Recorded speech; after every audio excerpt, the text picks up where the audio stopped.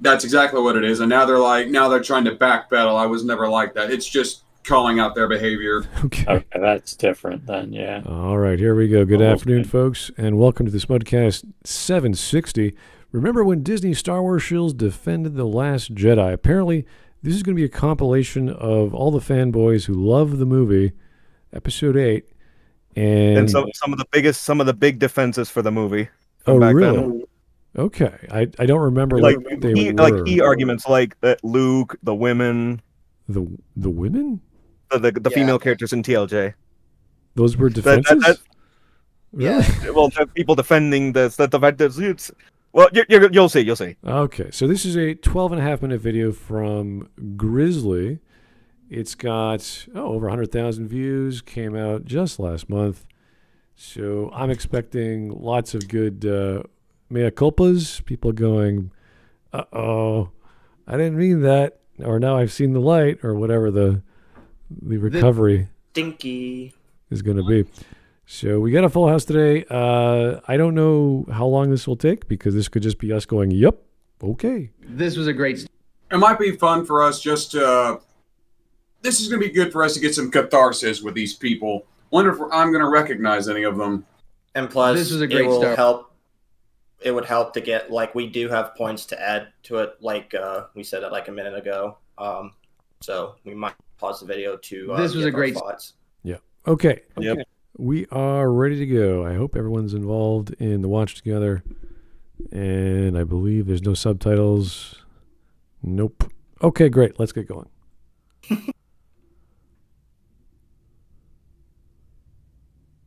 Starting. This was a great... Oh. This was a great Star Wars movie. I see why Ryan Johnson gets to make his own trilogy. Is it working for you guys? I can't hear it. I can You see, it's comments like this. For some reason, you're I not can't. getting any audio? No, I'm not getting any audio from this, no. Okay, I can hear it, so I actually had to turn the audio down on my end. There's a adjust volume bar by the settings. You might have that turned off. No, it's all the way up. I have no idea. Just try refreshing the page. All right, let me try that. All right.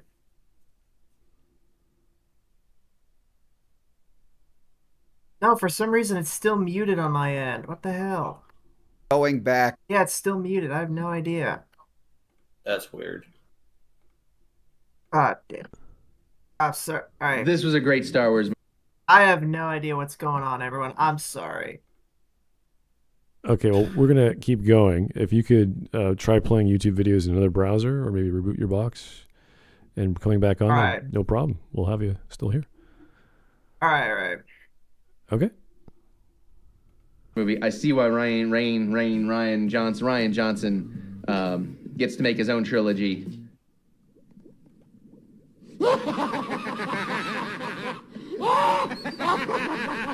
You see, it's comments like this that makes going back and doing this video absolutely worth it. In many ways, Star Wars The Last Jedi is the perfect Star Wars movie. Whoa, it ain't. No, it's not. Okay, what? What was that? The way she said that almost sounded like a sarcastic tone. First of all, to start with, no, it ain't. That's why I'm saying, like, that felt like it was sarcasm, just her tone of voice. No, she meant it. I believe you. It's just her tone of voice sounded more like trying to goad people in and then just being really sarcastic about roasting a movie. Yeah. I believe that The Last Jedi did not ruin Star Wars as many people like to say it did. This is a really... Well, let's be fair to that guy. Force Awakens did enough damage on its own before Last Jedi came out.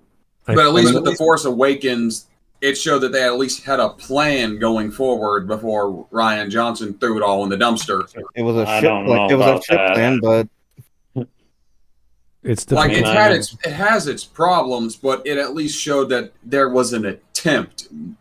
It's difficult to gauge what exactly was going through the director's mind. Yeah, you could say he had a plan for the next film, but it's as if the studio is like, no, we're not going to go with that plan, even though you have one. We're going to do our own thing, which would not make too much sense to Abrams, because it's like, well, you gave me the reins, and now you take them away. Yeah, like something was miscommunicated between what he had in mind and what they wanted to do. And that's where a lot of us are like, okay, that's a weird way to make a trilogy. So yes, there was some semblance of a setup, but that's where we got the first initial flavor of Mary Sue, and people who aren't familiar with that go, well, she's just strong. We don't know. She's a mystery. It's like, okay, yeah, but that's the problem. You don't do that in writing on your first chapter. You actually have to set stuff up for these things to happen. You don't turn her into a superhero within the first 20 minutes. So there's problems already that if you were paying attention, you go, this is not going to end well. And even if he had his trilogy and he was the only director-writer, it would have still turned into a mess. Not as big as a mess as what we got with episode 9, of course. That was...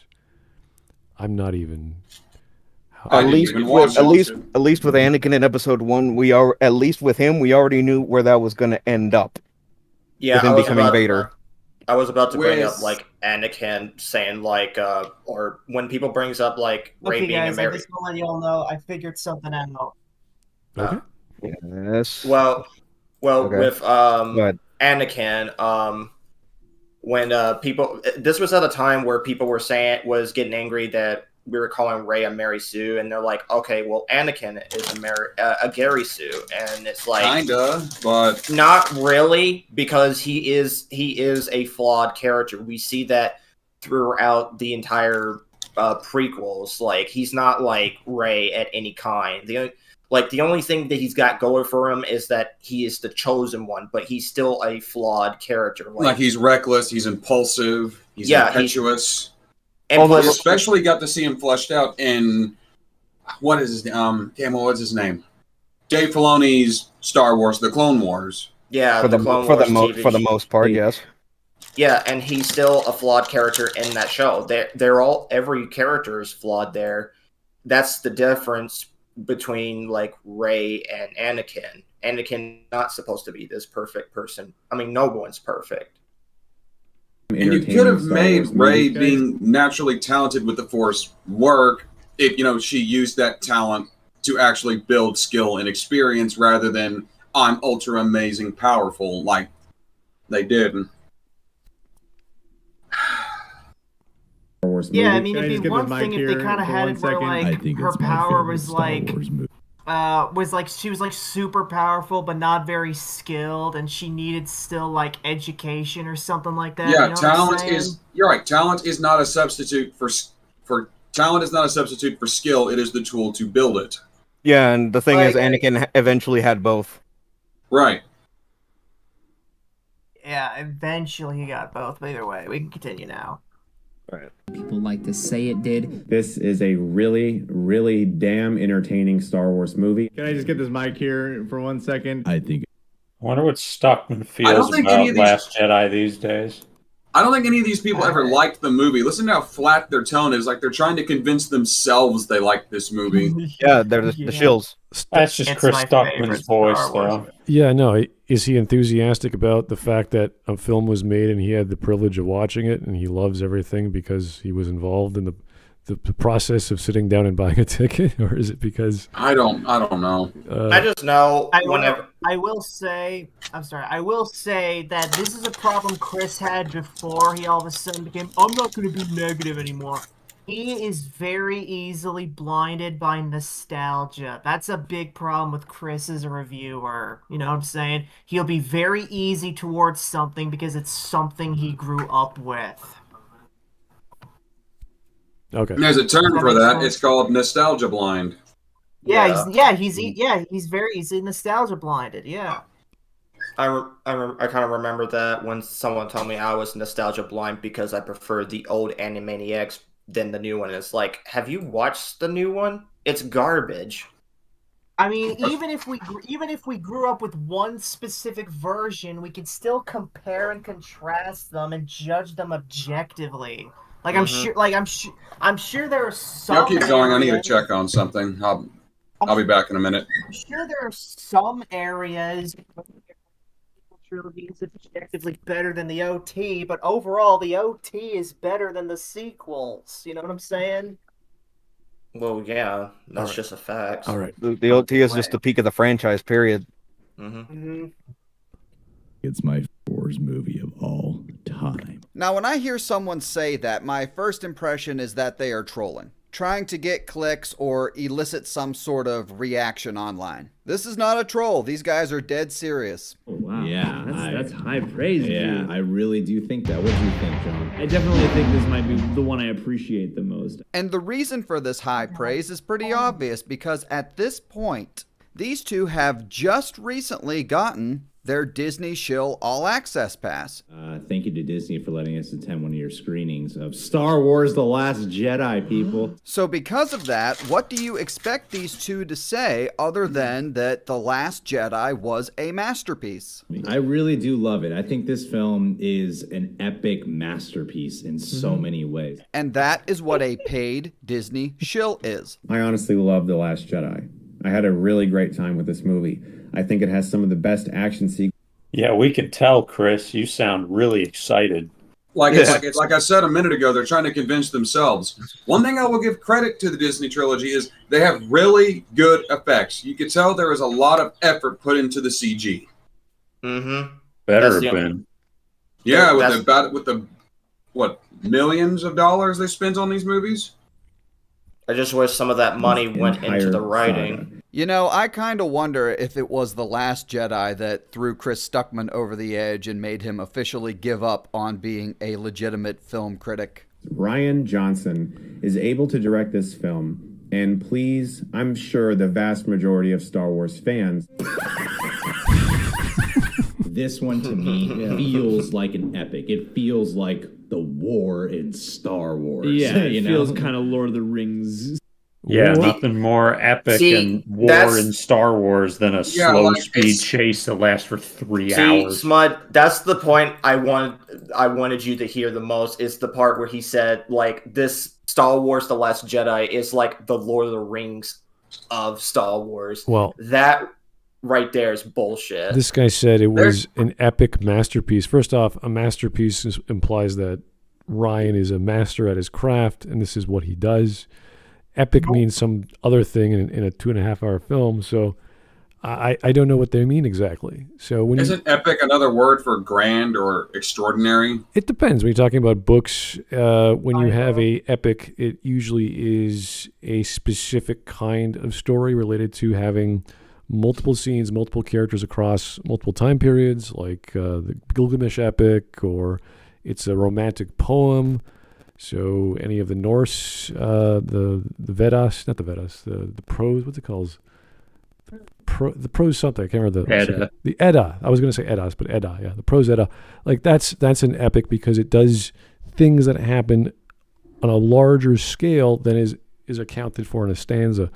So I don't know what they mean. An epic in that sense. Yeah, but in terms of episode 4 to 6 epic, in terms of a science fiction epic because it's a space opera, I don't know exactly what they mean. And it's such a nuanced term, I don't get it.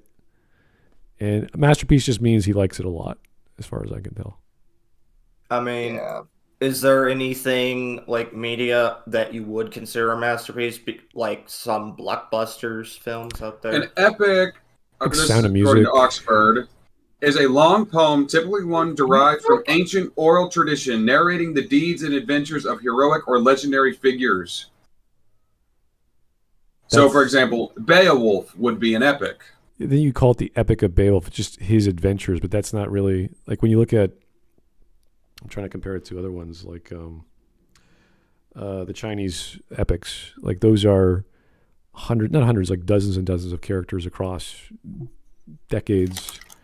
Like a lot of things are happening, and they're, because you can't write in cuneiform, you can't write in scrolls for very long ways, so you have to figure out how to get all this stuff going in a shortened space, and it's hard to do. So you have to take liberties, and you have to jump centuries sometimes. And it's not just one person and his adventures. It's several people and across several time periods. So I don't know. That's just my experience of reading these things. Anyway. Scale for Star Wars. What?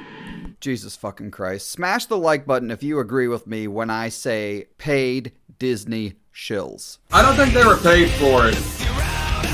Yeah, they were. And there goes your monetization, because that was Seether. I mean, they were paid with access, is what happened. Yes, they were. Actual financial compensation. You could argue the passes. You could argue that they're so blown away by the ability to get that opportunity. They go, "Wow, we got free tickets to go see a thing, and it was a thing, and it had lights and sound, and they were excited. So you could have a positive experience no matter what you went to go see."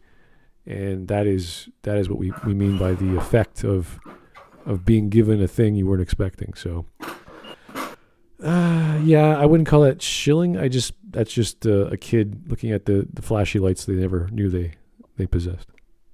So these are just grown children. That reaction is very childlike. Yeah, I'd say.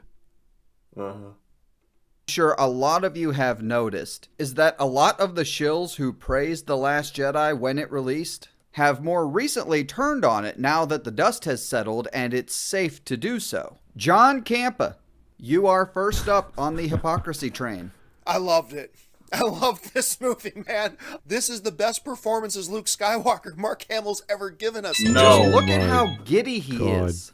Carrie Fisher, in my opinion, has never been better. Carrie Fisher. Carrie Fisher. Carrie Fisher was half asleep through that movie. Exactly. It's just look how fake this is. It's 100%. Wasn't she? They're either trying too hard to sell enthusiasm, or they have such a flat, unenthusiastic tone as they say, "This film was amazing." Wasn't she? Wasn't she in the med bay for like 20 minutes? Carrie Fisher had passed by the time this movie came out. Whenever and Ryan Johnson left her alive. I sound more enthusiast than this guy, because I remember when the Sonic the Hedgehog movie came out, I was really excited to watch it. Not the greatest movie, but it's all right. Second one, I was like up the roof with it, because my favorite characters, Sonic, Knuckles, Tails, were in it. I was really excited, and I'm really excited for Project Shadow in the third movie. I can't wait. If they blast Live and Learn at the final battle, I'm gonna lose my mind. Same. They better. Same. They had better. All right. But a whole hell of a lot of you guys are going to absolutely love this film. To all of you that made it through that garbage, give yourself a round of applause. Now it's time for your reward. I mean, it's the original trilogy way up here, and then down here somewhere is, you got The Force Awakens, you got Rogue One, you got Solo, and then you got The Last Jedi. Oh, really? Now, if you thought that was bad, wait till you hear Christian Harloff. He thinks he's clever. Saw the movie the first time. Yeah, I don't know who's doing that, but can you rattle your chip bag somewhere that's not right in front of your mic, please? Sorry about that. I didn't even realize it was that loud. All right. Didn't know what the hell to think of it. Saw it again the next day and said, this is a well-made film. Stand by that. Just a well-made film. You're really downplaying the fact that you were shilling the shit out of this movie. Yeah, he's not wrong. Objectively speaking, it is a well-made film. It's just not a well-written film. Yeah. Yeah, I mean, effects-wise, sure. The actual cinematography is pretty solid. It looks pretty. Honestly, effects are good. Honestly, I think some of the Star Wars effects is much better than what the MCU effects has produced. You're not wrong. Yeah, because every time you look at an MCU, it gets faker and faker. But with Star Wars, they managed to make it look real. I don't know if because they're using practical effects and it's CGI. Exactly what it is. Okay. Well, the movie looks better than the MCU. Yeah, it's like saying I have a $1 million or $100 million budget for practical effects. It will look more realistic. So, for example, one of the droids, their little face grill thing, that's an old Shure microphone. Yeah. Well, like how people like to build miniatures as a hobby, they'll just repurpose old things to incorporate into their miniature. That's how they build their sets and props. They incorporate weird scrap and make it work. Yeah, Mark Hamill was on set saying that the most opulent set he ever saw was the cantina, or the casino scene on Canto Bight, and I think that just that set alone was about $20 million. So there was a lot of practical effects that were so expensive to put together that Ryan didn't have to do that, but they gave him the freedom. So of course he's going to do stupid crap like make a practical giant whale, mouse, whatever you call it, cow on the beach. So there was a lot of silly things he did that he got away with. Anyway. Yeah. Overall, this is a great Star Wars film. I enjoyed it. I can't emphasize enough that if you can see it twice, see it twice. But no, that was just Christian Harloff drinking the Kool-Aid. All right, buddy. Kool-Aiding this thing. I'm drinking the Kool-Aid a little bit, and I'm liking it. And this is a really good Star Wars movie. You don't sound Harloff, convinced. You said great. And you went on to give your rating for the movie on a scale from 1 to 10 as well. So I'm going to go pretty big, and I'm going to say 9 out of 10, 9 out of 10. And then I watched it again. And then I watched it again. And for some reason, this is just one of those movies. It gets worse and worse. You see, this is a tough one, Harloff. So Are you lying it's good then, until you or are actually you think lying about now? it, is what Are you you're lying saying? then because you're a Disney shill and you work for a Disney shill company and you were being forced to praise this movie? Or are Probably. you lying now? You know, all I can think when I see that is I'm just hearing Jay Bauman say very cool. You know the movie. Cool. I mean, John Boyega literally has just completely fucking turned on Disney, and oh yeah, 100%. good for him. Good for him. You know, there's a there's a movie I want to watch over and over. It's called The Secret of Nim. I've watched that like 1,000 times, and it's good as shit. I don't know how you can even watch The Last Jedi multiple times without wanting to, self-detonate yourself. I think I've never seen Secret of Nim. I think it's great Huh? that a guy, like, let's say he's just the robot or doing his job, or he's a professional reviewer, it doesn't matter what, and he's going after you watch something over and over again, something doesn't click. So that means there's some intelligence, doesn't matter how brief, is being able to perceive, something's wrong. And he can't articulate it, can't explain it, can't figure out an emotion of what that means. But everyone who saw that went, our brains aren't appreciating this. At least his brain is going, excuse me, sir. I mean, first off, I like the movie, what is it? Like, there's only 2 of them. I like Jaws 3 and Jaws the Revenge. However, I like those movies are terrible. They're terrible. They're absolutely terrible, but I still love it because I'm a huge fan of Jaws and I just like sharks. That's the only reason I would pay attention. The writing in both of them are just bad. Especially the acting is terrible too. Especially the 4th one, because the 4th one doesn't make any sense. Now they're implying that the shark is sentient. And the shark is legit following them from like New York to the Bahamas. Yeah, that was terrific stuff. Like, if you just if they went full balls to the walls and just embraced the stupid nature of this idea and just made the shark start talking about how it's plotting its revenge from the very beginning, that would be hilarious. Yeah, like, just go full B movie. Like, those 2 movies are awful, but I still love them. And, there's nothing wrong with loving something that is bad, but I don't know how anyone could love The Last Jedi for just how broken and bad it is. Maybe you could just love it for the effects. I don't know. Like, that's as most as I think this movie's gonna get. Just people who appreciate it on a technical level. Actually, there is a good example for like effects. Have any of you ever seen a movie? It was made in 2014 called Into the Storm. I've never heard of it. Nope. Okay. it's kind of like Twister, but the effects looks fantastic, but the characters and the writing is not good. But you're not there for them. You're just mostly there for the effects. It's not a very good movie, but the effects is spectacular. Okay. Everyone hates it, and you just don't want to look like a retard. I don't know, and I don't even care, because either way, you are still a shill for Disney.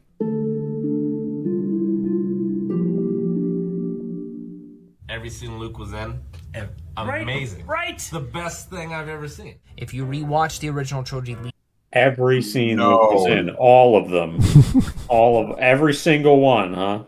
Luke character, that is a perfect example of character assassination. Of all the people in Star Wars who would never become bitter, jaded, and disillusioned, it's Luke fucking Skywalker.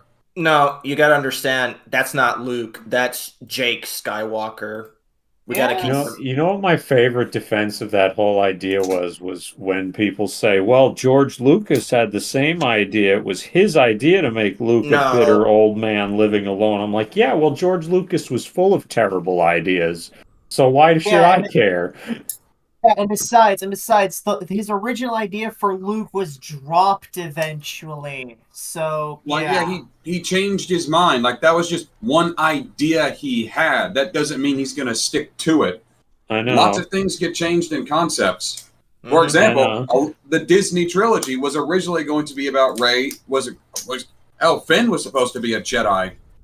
Yeah, and they dropped that because in Legends, there was a Jedi who discovered he was Force sensitive and defected to the New Republic. I still wish it was like Finn, because honestly, they keep complaining about like diversity, and yet they took that away from Finn. Because that's because black people don't sell in China. Yeah, so they downplayed him, made him comedic relief, and not even good comedic relief, and just gave him the worst girlfriend ever. Yes. You couldn't even let him have Rey. Yeah, the fat Asian bitch is the terrible character. No, dude, Rey, we'll get to that later. We'll get to the characters later. Hold off on that. Okay. leading into this, it feels like that's where Luke would be. What? I understand that people that don't like it, but how can you say a character is fully formed when they're 25? Yeah. In Return of the Jedi, like, no one has ever said that. But you could argue that just with the original trilogy, in terms of that specific story arc, he was fully formed by the end. Yeah, he had an arc. You had the actual episode 7, 8, and 9 where Luke gets married and has kids and rebuilds the Jedi Order, 10, 20 years after Return of the Jedi. Then he's fully formed. Not even as far then. It's like even a few years after, he already had his Jedi Academy as shown in the exactly games. So I don't. Kyle himself ended up being one of Luke's pupils in order to reconnect with the Force. I just don't know why they had to give him more flaws. Like, he's already a flawed character, but his naivete is a flaw. Yeah, but everything that he's like. Everything he shouldn't happen to repeat the same flaw in The Last Jedi that he already fixed not too long, like years ago. It's really insulting to do that to a character. Imagine if you took, I think they pretty much did in Spider-Man 3, but imagine you take Peter Parker and just all his flaws, just reduce it again in the fourth movie. I mean, they reduced him a little in the third movie. Yeah, but you could argue by the second movie, his character was relatively fully formed with the arc he went through. Mm-hmm. Yeah. So, I don't know, like, I can't even use Lord of the Rings. I've never watched it, but just take one of it. Yeah, but take one of those characters in the movies and all the journey that they went through, just reduce it again and make them repeat the same flaws. It would just be an insult to those characters. Days of Future Past did the Jada teacher arc better with Xavier than Last Jedi. Yeah, just about. Also, Smud, you got like a donation. Super chat from Yeah. Copperell. Oh, let me see. Okay. We probably should be paying attention to that That stuff. is, Jaws 4 was originally going to have a voodoo priest. Okay, well, let's not get into that. And that doesn't necessarily mean it was going to be good. My favorite thing to do with Jaws 4 is still Michael Caine's quote about it, where he said, like, I've never seen Jaws 4, which I've heard is awful, but I have seen the beach house that it bought, which is lovely, because he was in it. Good one. Alrighty. If Luke's story were to continue past episode 6, that he would evolve and grow as a character, like he did in the EU. The problem is Disney didn't show us any of that evolution. I think grumpy old man Luke, like old man Logan, is dope. For Christ's sake, Luke Skywalker is not Logan. Those are two completely different characters. Yeah, And Logan fuck is you for making already that a grumpy comparison. old All man right. before he was old. Like, that's his character. Logan is a very bitter person. I don't Being know. Kidnapped and experimented on will do that to you. Yeah, I've only seen like half of like What? Wolf- Wait, like- hold on. For Weapon X? Mm-hmm. Didn't he volunteer? It depends on the continuity. Whether he did or not, by the time the X-Men rolls around, he's long since been out of Weapon X, so... And without his memories of his old life. Yeah, that'll make you bitter and jaded. There was one instance in the comics where he ends up killing his own children as some kind of elaborate plot from a group of people who just didn't like Logan, and then they kill themselves to rob him of his revenge. Yikes. Well, don't worry, it's not all bad because they end up burning in hell. They didn't really think that one through, did they? Now, this is the part of the section where these people legitimately go full retard. Everybody knows you never go full retard. Chlamydia Burns. What are your thoughts on Chlamydia being tempted to murder his own nephew? You know, it was so Luke. He's like, instead of doing the work of pulling him toward the light, I'm just going to take the shortcut, or I'm awfully tempted to take the shortcut of just striking him down. She sounds sarcastic. That's not Luke Skywalker at all. What? I was just about to say, that's not Luke, though. He didn't... Real Luke didn't take the shortcuts. He put in the work to create the new Jedi Order. You know, what Luke got punished for in Empire was being impulsive. It wasn't taking shortcuts. You know, that's a real insult to say. What Luke got punished for in Empire was falling for an obvious trap. Right, because he was impulsive. That was his flaw. Yeah. As opposed to... Yeah, no, he was... His problem was not that he took the easy way out. That's ridiculous. Well, there is one thing I did, now that you brought that up, with trying to save Han and Leia. I remember during the fight scene between Luke and Vader, I felt like that there was some cockiness towards him, because it's like now he thinks he's trained, he's going to easily defeat Vader, but he doesn't understand the full extent of his power. He was impulsive. Okay. But yeah, to say that this character here, Jake, is Luke, that's really insulting, because Luke would never ever try to kill his nephew. He would try to steer him away from the dark side of the Force. The actual canon sequel trilogy, his nephew did turn to the dark side, and he worked to bring him back. Jason, yeah. Damn, I didn't know that in the was that in the books? Yes, that's in the actual sequel trilogy. Oh damn. See, that was the direction I thought they were gonna go with the way Force Awakens played out. That was the vibe I got. But no, The they sequel trilogy is so bad it's making people appreciate all that shit more. well that it's not but that's like any movie that's been coming out nowadays. You're starting to appreciate the old because they keep shitting on it. Like Disney's remakes of like animated classic. Yeah, we're appreciating the old movies. Like how could you not appreciate it? There's no creativity, there's no heart to it, there's no passion to it. It's just let's add a fucking character that is gay and make her a lesbian, gay and lame mentality. Put a chick in it, make her lame and gay. Exactly. And it doesn't occur to you that Luke would never do that. And then he tried to kill him. It was hilarious. A lot of people were shitty about that. Like when Luke threw away the lightsaber, they're like, Luke is my fucking childhood hero and he's just gonna shirk off his responsibility, like how upset Surge was. And then when they got the reasoning, they still didn't like it. And I feel like... Well, yeah, because it was dumb. Okay. It doesn't matter. Like, the whole problem was that the reasoning was stupid. I think I've said this before the other night with you, Gigan Man, about Spider-Man.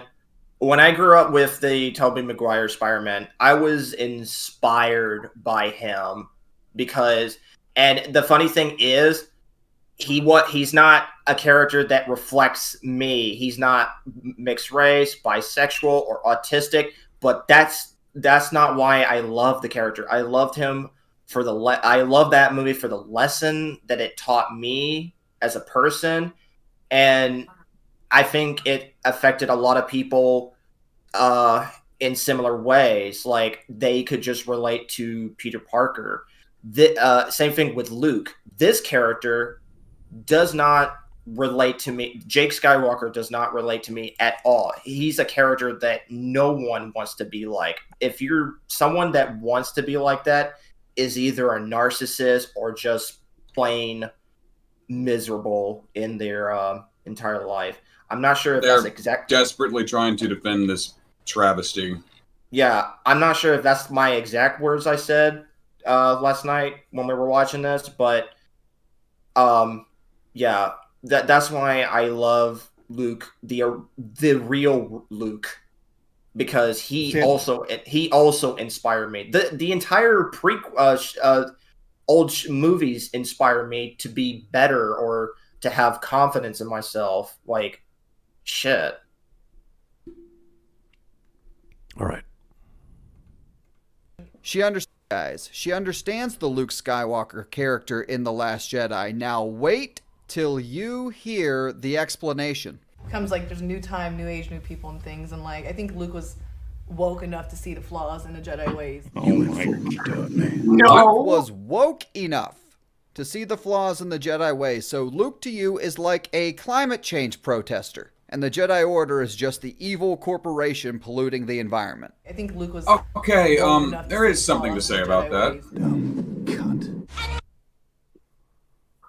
I think Luke was aware enough to realize that the old Jedi Order was flawed. As we saw in the prequel trilogy and Star Wars The Clone Wars, the Jedi Order was complacent in the corruption within the Republic. And because of that, it led to their downfall.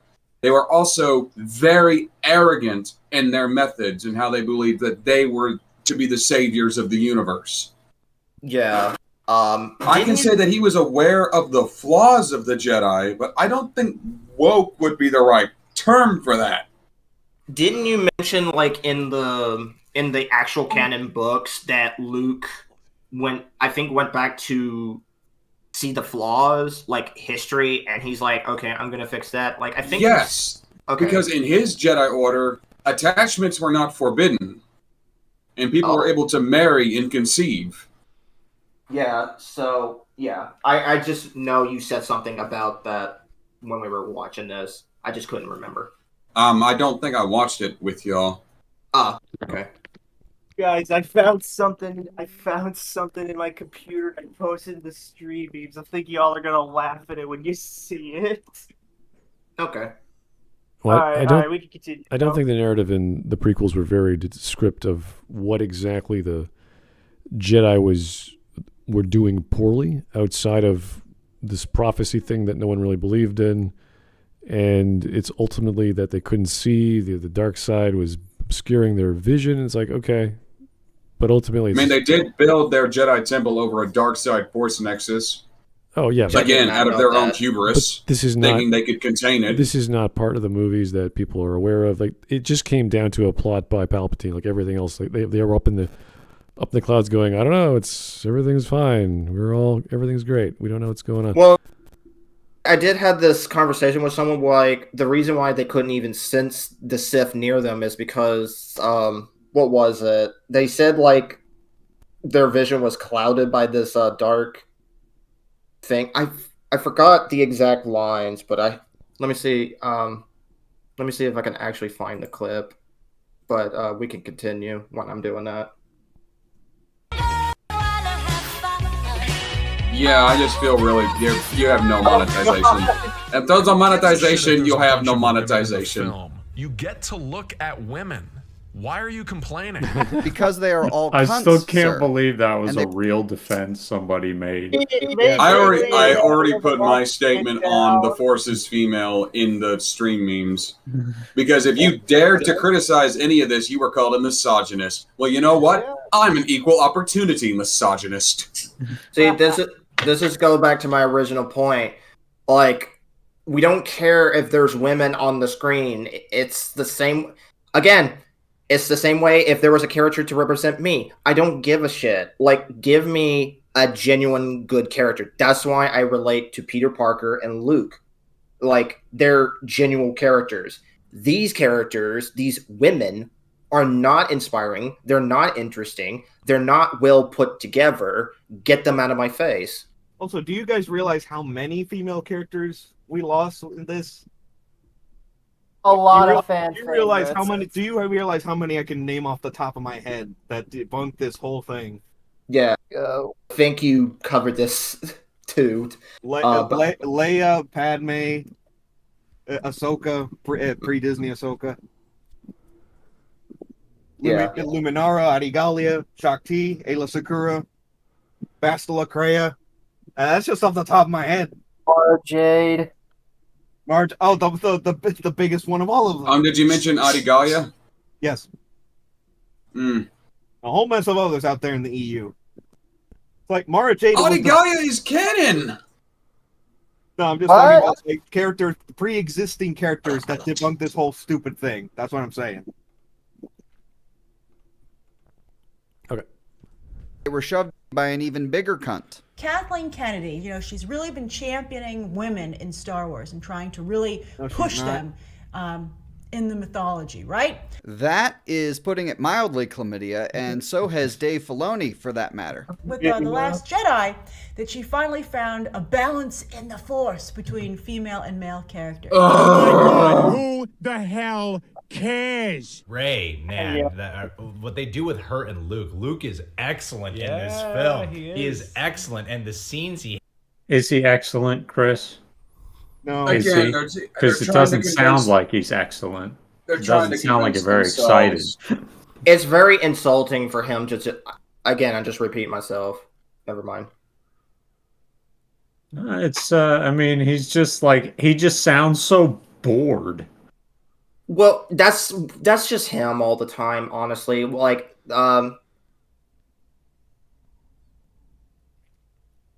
He's bored and scared. I'm scared and horny, so... Oh, God. Scared and horny? He has a fear boner? I'm sorry, I couldn't resist. I mean, I can understand that, but... Alright. Alright. Has with Ridley are so damn good. I swear to God, guys, these two are not trolling. These two actually go through and praise every single female character in this movie one by one. Admiral Holdo. Laura Dern in this movie was another nice surprise. I really felt like no character was wasted whatsoever. I guarantee this guy's looking just She off screen didn't do at notes that anything! were given to him to say by Disney. We also got some Rose Tico praise. I love this character. I think she's absolutely fabulous. Holdo's also the idiot that thinks that the guy that destroyed the First Order's biggest weapon is the spy for the First Order. Yeah, right. How? A few hours before that, I might add. It's like, sorry that I saved the entire sorry that I saved the entire Resistance. Again, I've already complained this to no end. Why are they called the Resistance? They should be the New Republic. Right. It's the Resistance because Starkiller Base took out the New Republic. Yeah, but they were the Resistance before that. That's what makes they start as the Resistance. But guys, we gotta have them be the rebels, yet not called the rebels. Something like that. I don't know. I'm trying to think of the wasted characters in Rose's sister was basically a sacrificial lamb for her to get angry. It doesn't even make sense just to give that character a name. Like, you could just show the Asian woman. Pilot being willing to sacrifice themselves for the cause. That's enough. The character doesn't need a name or a history. It's like shows how dedicated the Resistance is to their cause, that they're willing to become a martyr. Well, they had to design an entire ship for her to go up a ladder or go down a ladder to get a detonator device for a ship, which I don't know why you need a detonator device on a ship, but okay. Yeah, because it's supposed to be a bomber. It's in your main. Those would be in your main cockpit controls. Can we just say that the ship's function is very stupid? Like, it makes no sense. Like, and then there's the whole like where she drops the detonator and then somehow turns around to catch it out in the vacuum of space. How the fuck are you not dying? Your fucking cargo bay is open in the vacuum of space. You have X-wing fighters, Y-wing bombers. Y-wing bombers, thank you. You have Y-wing bombers where it has been proven that they move extremely fast. Why the hell would you pick something that moves so slow just so you can have like a World War II reference?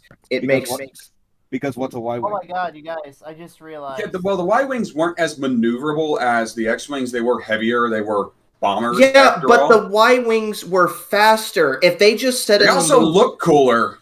Yeah, if they just said in the movie, all our Y-wings were destroyed, we have to use this, even though it's very impractical, that would be fine. But, good God.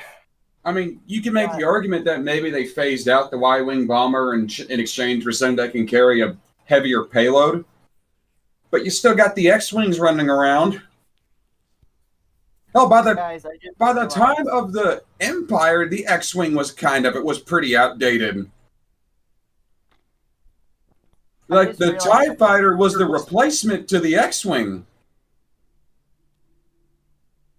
Why are they called? A lot of the rebel tech was taken. Well, a lot of the rebel tech was built directly off of the CIS stuff.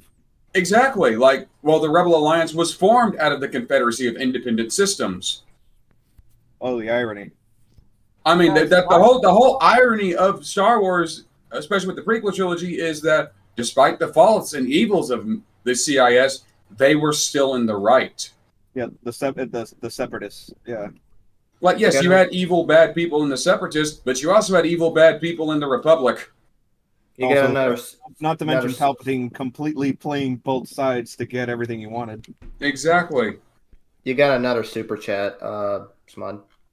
Okay. From Vladimir Dragunov, why were you using a strategic bomber to do a tactical bomber's job? Because what are Y-wings? Well, like, they never explained what happened to the Y-wings. Like, you can make the argument I said earlier, maybe they phased them out. Well, but that's still... You could have just taken the easy way out and said that they were on the planets that Starkiller Base destroyed. Or you could say that we didn't have enough. Well, there's usually a trinity based off the design of spaceships in Star Wars. I think one of the three sectors is payload or weapon payload. The second one is maneuverability, and the third one is defense or bomber, fighter, and interceptor. Whatever the three spectrums are. And if you look at the concept of, was it called I can't remember the name of the bomber that they used, that Ryan designed. I mean, I have the Lego set for it. I don't remember what it was called. I think they just called it Resistance Bomber. Oh no, I don't know what its fancy name. in-universe I don't remember what the in-universe designation Right. is. And you would say one of these ships, like even the A-wings, Y-wings, they all had at least two of the, except for the X-wing. The X-wing was like a well-rounded ship that had a little bit of everything. They had a focus on speed or artillery or whatever. And these designed by Ryan are just so slow, so weak, and even their weapons are just, this is not something that you would see in space battles. They were just bombs that you would have maybe in an atmospheric scenario, that you'd carpet bomb an area on the ground. It seems to me like the bombers we see in the Resistance would be more for a surface payload, where the Y-wings would carry out a space payload, so you don't die in the vacuum of space. Well, there's a lot of weird things you could try to fill in with Star Wars lore, I guess, with the hangar bays having the same shields as the dropping part for those bombs. Like there's a lot of things you have to guess. They didn't show to have a shield to protect them from the atmosphere like you saw on the what was it they called the Republic Star Destroyers? The Republic Star Destroyers? Yes, because they had those shields on their hangars to protect them from the vacuum. I don't remember the name of the Republic Star Destroyers. Oh, okay. Ray shields? Not a ray shield. It was more of an atmospheric shield because you could still walk and pass through it. It just protected the atmosphere that was in there, so you don't get sucked out into the vacuum. Right, and the concept of gravity, as strong as gravity is, would not. Sorry. Venator Star Destroyers. Oh. That's what they're called. Oh, so they were always the Star Destroyers. Okay. Okay. That was the ship class was Star Destroyers. They were basically the equivalent of an aircraft carrier. All right. Also, I have a dumb question. If the English alphabet doesn't exist in Star Wars, why are they called X-wings and Y-wings? Don't question it. Oh, Okay then. The cast is British. Anyway. We got one more super chat. We'll keep on going. Vladimir Dragonov, thank you, sir, for the 10. The T-65 X-Wing is built as a competitor to the TIE fighters, but the TIEs were chosen because they were cheaper, and Empire-era X-Wings were superior to the TIE fighters in every way. Okay, I had that wrong then. And according to Threadnought in the chat, it's Venator Star Destroyers. Cool. All right. Yeah, I said that. And X and Y exist in the galactic alphabet. Oh, they do? Okay. Good to know. Anyway, another super chat from Vladimir. Oh, I just read that. Oh. Okay. Pay attention, Ginger Man. That were given to him to say by Disney. We also got some Rose Tico praise. I love this character. I think she's absolutely fabulous. Fabulous addition to the Star Wars franchise. Rose. I love this character. But the moment she shows up in the movie, you're just totally endeared with her. You just love her. No, I didn't hate her. I just didn't really care about her. Borderline her. When I see her, I'm just thinking, wow, this is a bitch that's going to get millions of people killed because... Oh my god. Her method for reasonings is really stupid. What was that? She was just an engineer. She wasn't a fighter or anything. She just made sure shit worked. And also, you know what? That's an important part of an army. Also, it's that line that she give, protecting the ones that you love, but not destroy the ones that you hate. That stupid line. It's always, I'm just sitting here you do realize we have... Exclusive. I'm just sitting here you do realize that we have to kill the ones that we hate to protect the ones that we love, right? Yeah, that's the whole... Yeah, that's the whole point of war. Have you never... You're part of it. How do you not understand this? The whole point of fighting in a war is not to kill the enemy you hate, but to fight for the country that you love, or to fight for in this case, fight for the cause and the people that you love. And you got to kill the people you hate to do that. Yeah, so I don't... I could see what Disney was doing when they said that. I don't even know what to call it. I'm just going to call it, they're just trying to be the moral police or something And like the thing that. is, her line there doesn't even work because Finn was willing to sacrifice himself to protect the Resistance, to protect the people he cared about. And she had to get in her way for him to stop doing that. It's like, really? Maybe Rose Tico was this friggin' spy the whole time. And also, as she's saying it, you see the door being blown off the Resistance base in the background. Yeah, it's like, you dumb cunt. Okay. Let's. Oh, now we have some super chats from Vladimir. Thank you, sir. For instance, the X-wing had an astromech slot, shields, a hyperdrive, and a life support system. Things TIE fighters lacked. Oh, interesting. At least. Although in exchange for that, TIE fighters were a lot faster. Okay. Another from Threadnut. Thank you, sir. I hate everything about Rose Tico, especially what they had to do to Loen Tran in order to present her like that. Loen Tran. Who's that? Loen Tran? I'm not familiar with them. The actress. Oh, Kelly Marie Tran. Loen. Wait. Tran. Are you saying she's trans, or are you saying I don't she's... know. No, that's her last name. Oh, okay. All right. I wasn't clicking that. All right. And one more from Vladimir.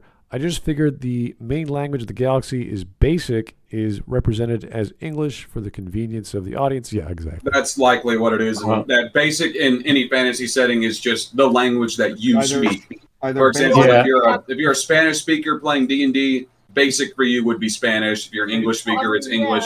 It's just your language. In D&D, but it's like, doesn't Galactic Basic have its own alphabet? Yes, but it contains many of the English alphabet for the convenience of having an X-wing, a Y-wing, a Z-wing. Honestly, I've never really given it that much thought, honestly. Anyways. Okay. She's Keep in an the eye movie, and she's really she's a freaking highlight, good. yeah. She's one of the highlights. She is in the movie, that's for sure. She's certainly in the movie. Serious? Let me laugh even harder. And lastly, even Captain Phasma got some love. And also the use of Captain Phasma is better than Force Awakens, that's No. for sure. She was quite...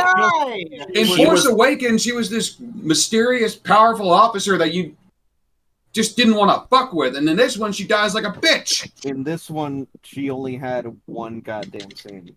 Also, and she died like a bitch. I mean, I would just say her entire existence is pointless. She's just there to look cool. It's her entire existence is there. She's there to be Boba Fett. Yeah, but to have a character to be cool and it's just kind of pointless. I mean, I get it; it looks cool, but that's the same problem I have with Boba Fett. With her. Right, like I had the same problem with Boba Fett. Everyone would masturbate all over him for like, oh, he's so. At least with Boba Fett, they expanded on him. Yeah, at least Boba Fett had that benefit. They did. And Boba Fett wasn't made to be that. Boba Fett was just there. He was just some bounty hunter. Yeah, he was one of the bounty hunters. His popularity grew out of that organically. He wasn't like, it's pretty clear that Phasma was made to be top down. You are going to like this character because she's cool, right? And like it was an attempt to force a Boba Fett situation, and so it just didn't happen. And so everybody latched on to the guy who yelled "traitor." Yeah, I mean that guy's 10 times cooler because he throws down his friggin' guns, pulls out this friggin' shock baton looking thing, and goes mano a mano with Finn. Like that's what I mean. He's just some guy, but he does something, and his popularity came to about the point where they referenced that in Star Wars Jedi Survivor, where it's Rick the door technician. He thought he was the main character. Well, they actually made a backstory for Phasma's armor, and they never bothered to use that in the story. Oh, that's dumb. They had all this lore ready to go, and then Ryan just kills her. So exactly. In fact, you were supposed to see her face, and that was supposed to be a big deal, and they changed it to where you just see the eye, and then she dies like a bitch. See, yeah, and I'm on TV Tropes' page for like the complete monsters in Star Wars, and these are supposed to be like the really villainous characters. Phasma's on there, yet she hardly does anything in the actual movies. Yeah, what does she do that's so monstrous? Oh, she you gets want me to the read it shield. She brings the shield codes down so they can escape. It's kind of like it's the same problem with Snoke. Like, he's built up as this threat, and they just completely do nothing with him. They killed him like a bitch. Snoke ain't even on here, but Phasma is. And another one from Vladimir. 40K also has High and Low Gothic being represented as Latin and English. Mm-hmm. Yes. All right. Okay. I'm just going to move on. I mean, there's a couple funny Boy, moments is in this it. movie funny. It's surprisingly funny. Bitch, shut up. It's a very funny Again, movie, that woman just he like keeps Force going back Awakens to was. A sounds lot like of she's being great ironic. jokes, and none of them. No, that's just Grace Randolph. That's sad. Like, if she was being completely ironic, I'd forgive it, but that's sad that it's serious. Yep. Women act like that, or sound like that. Some of them, not all of them. Wow, Smud, that's very Hashtag sexist. not all women. Are you also an equal opportunity misogynist? I have a large dating career, I guess. Oh, shit! Man. Smud, you a player. So, Smud, since you're a pimp, can you give me some of that deal? Yeah, don't go down my route. We don't want to do that. I'll just stay bitter and single. Just find Jesus and you'll be happier. Anyway, let's just. I'm pretty sure he's hiding in my closet. Oh, I'm far from Jesus. I just got wrecked rolled by some guy, so I'm. All right. Yeah. Okay. You're never too far. He will always be waiting for you. Expense of the characters. What, Stuckman? Not at the expense of any of the characters. What about General Hux? You know, Hux was actually a pretty cool character. He was a serious character in the previous movie, equal to Kylo Ren in rank, and a character meant to be taken seriously, and then he was promptly emasculated and turned into a joke. Comedically sniveling General Hux. Yes, and I'm sure the crazy feminist like you loved that. Once I got General Hux, I loved General Hux. I'm going hard. Why does she sound like she's trying to, she sounds like she's trying to speak in a deeper register than she normally speaks? Hux was was actually a pretty cool character in The Force Awakens. He was this officer. He was high ranking. He was intimidating. He was imposing. He inspired his troops. Why would you turn him into a sniveling punching bag? He was a cool villain. Also, you want to know, also, since everyone in, nowadays is always worried about fascism, didn't you get that, or Nazism, didn't you get that feeling with the Empire when he was giving off that speech to inspire the troops? That was the point. Yeah, and yet they're always complaining about other movies like, we can't feature Nazism because that would just indoctrinate that you support it. Meanwhile, they do the exact same thing, but I mean, the Empire was always loosely based off of the Third Reich.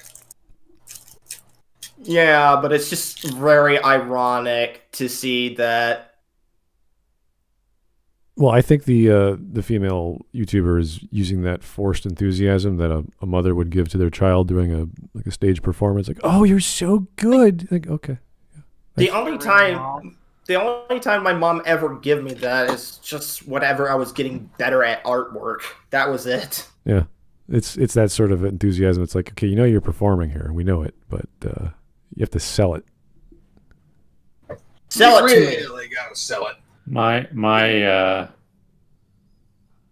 guess here is that Ryan Johnson, since he's like a doughy loser, sees the big tough villain everybody is intimidated by and feels the need to cut his knees out from under him. I don't know. I just can tell from interviews and Twitter posts that Ryan Johnson is a doughy, insecure loser, so that I just am, kind of working off of that. Yeah, it's tricky when you want to change the narrative and throw a wrench into what you think is going to happen in the story. It's a hard thing to do. That implies you know how a narrative works, you know how a good narrative will work, and then you twist whatever dial that someone is not expecting, and it still has to work on the same level but for a different reason, and that's what he did not do. He just started spinning every dial in almost every scene, and you're like, what? And even Rey, when she sees the Luke throw the lightsaber away, you're like, uh-oh, is this going to be the film? Like, just everyone's like, huh? Like, everyone's just like, what? It's like the whole point was to throw away your expectations. You're right, because I was expecting a good movie. Yeah. Also, off topic, Smud Daddy made it easy. Yeah, Smud, you got it easy. Just wait for that. Oh, we got some more super chats. Did I miss a few? Threadnought, thank you, sir. I must thank J.J. Abrams once more. If he weren't such a worthless, talentless hack, I would have been unfortunate enough to have watched this one too. No. Everyone should watch episode 8. I recommend watching it. It is that amazing to watch it so you learn what not to do. Well, it's kind of like, this is clearly a studio-made film. There's so much money in it. You can tell its quality. The production quality is so high.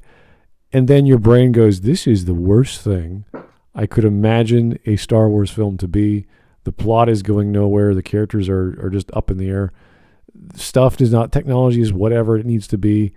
Events and sayings and mannerisms and whatever platitudes are just like, what? Like, what is going on? Like, it's this bizarre film that you could not believe has been made. That is how memorable it was. And I think 30 years from now, I'm still going to be looking back and going, we're never going to get a movie as crazy as Episode 8 was. And 9, you could say, is its own ride of different reasons. But 8 was very specifically made to be that way. And it really shows after you watch it the first time. So. Oh, apparently, according to the Caporal, Hux in the books had parent issues, so when Poe brought his mom up, it was possibly a lore reference, but no, it was just a joke. Yeah. I don't remember Poe bringing up Hux's mother. Oh, God, you don't? I don't either. I don't remember. I just know at the very start. I just know after watching this movie, I decided to go get drunk and find a sugar daddy. Wasn't lucky. All right. Ugh. Me too, and I don't even drink. 10 minutes. We got 2 minutes left.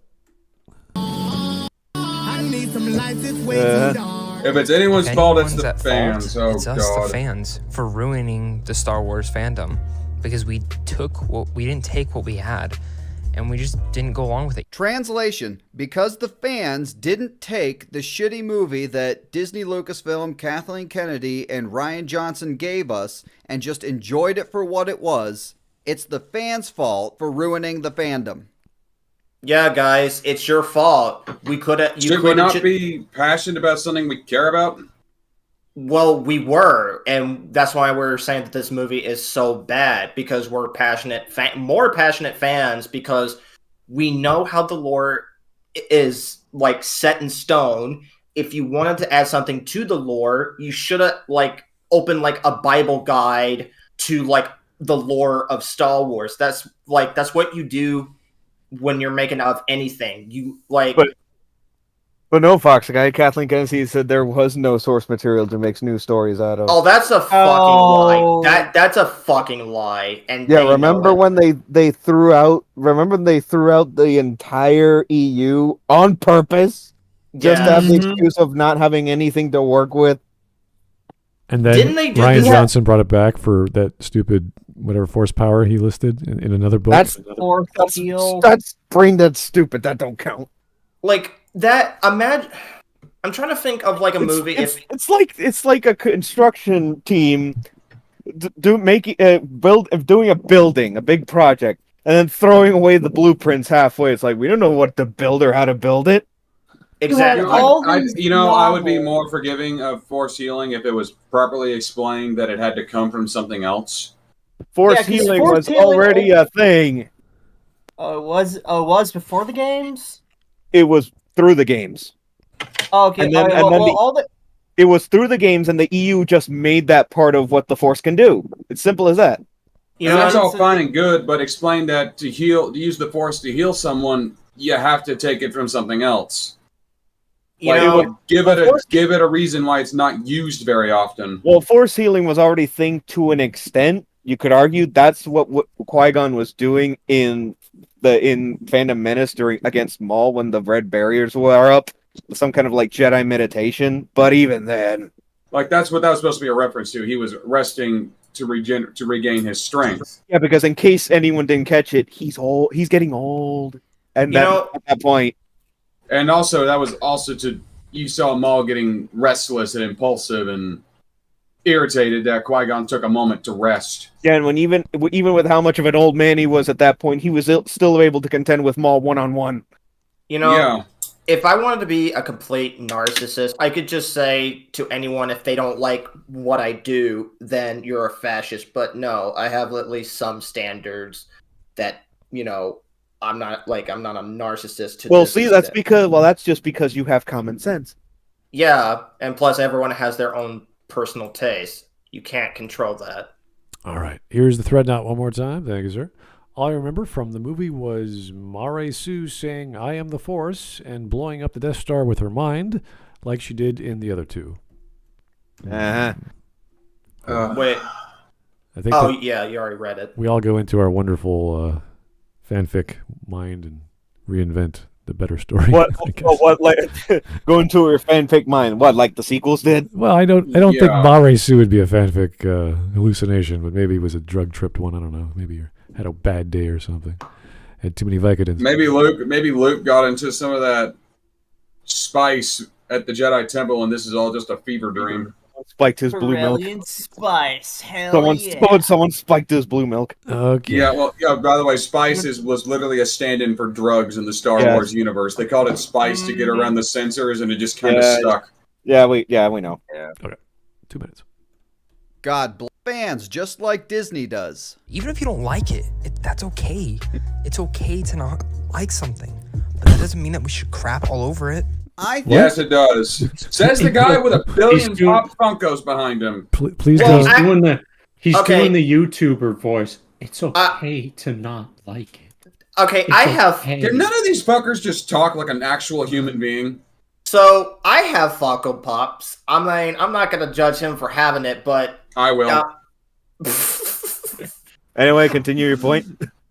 But yeah, I mean, I'm just saying, I have Funko Pops. They're cool. No, they're not. But I mean, like, he's just—it's the YouTuber voice, man. It drives me crazy. It's the YouTuber voice. It's the shill voice. When you say the YouTuber voice, like, what do you mean? Because I mean, he's doing like that kind of wavery, like trying to be all empathetic. You see yeah, how I'm sounding talking like right a now? wounded animal. Like, see how we can all just get along and be together? Talk like that, where they talk down to you. That's not the YouTuber voice. That's not the YouTuber voice. That's the snake oil salesman voice. I'm trying to think if how do you, boys?